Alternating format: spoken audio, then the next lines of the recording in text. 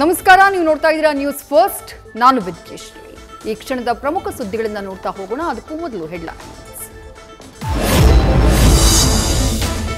ಸಂಜೆ ದಿಢೀರ್ ಸಚಿವರ ಸಭೆ ಕರೆದ ಸಿಎಂ ಸಿದ್ದರಾಮಯ್ಯ. ಸಿಎಂ ಸರ್ಕಾರಿ ನಿವಾಸ ಕಾವೇರಿಯಲ್ಲಿ ನಡೆಯಲಿರುವ ಮೀಟಿಂಗ್, ಚಳಿಗಾಲದ ಅಧಿವೇಶನ, ಇತ್ತೀಚಿನ ಬೆಳವಣಿಗೆಗಳ ಬಗ್ಗೆ ಸಮಾಲೋಚನೆ.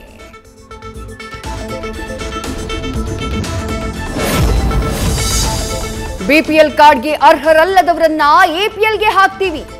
ಯಾರು ತೆರಿಗೆ ಪಾವತಿ ಮಾಡ್ತಾರೋ ಅಂಥವರನ್ನ ಎಪಿಎಲ್ ಕಾರ್ಡ್ಗೆ ಬದಲಿಸ್ತೀವಿ. ಬಿಪಿಎಲ್ ಕಾರ್ಡ್ ರದ್ದುಗೊಳಿಸುವ ಬಗ್ಗೆ ಆಹಾರ ಸಚಿವ ಮುನಿಯಪ್ಪ ಸ್ಪಷ್ಟನೆ.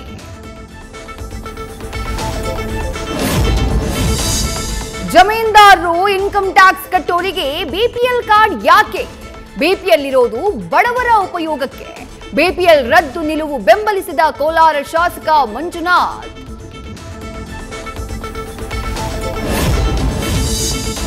ನಮ್ಮ ಶಾಸಕರಿಗೆ ಬಿಜೆಪಿ ಜೆಡಿಎಸ್ನಿಂದ 100 ಕೋಟಿ ಆಫರ್ ಬಂದಿದೆ ಎಂದ ಗಣಿಗ ರವಿ.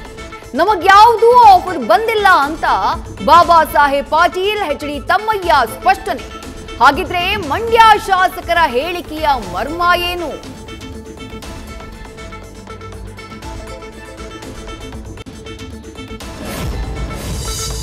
ಕುಡಿದ ಮತ್ತಲ್ಲಿ ಅತ್ತಿಗೆಯನ್ನ ಹತ್ಯೆ ಮಾಡಿದ ಮೈದುನ, ಅತ್ತಿಗೆಯ ಕತ್ತು ಸೀಳಿ ಭೀಕರ ಹತ್ಯೆ ಮಾಡಿದ ನಾಸೇರ್.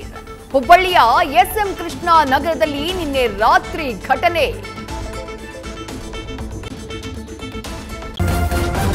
ನ್ಯೂಸ್ ಫಸ್ಟ್, ನಿರ್ಭೀತಿಯಿಂದ ನಿಮ್ಮ ಪರವಾಗಿ.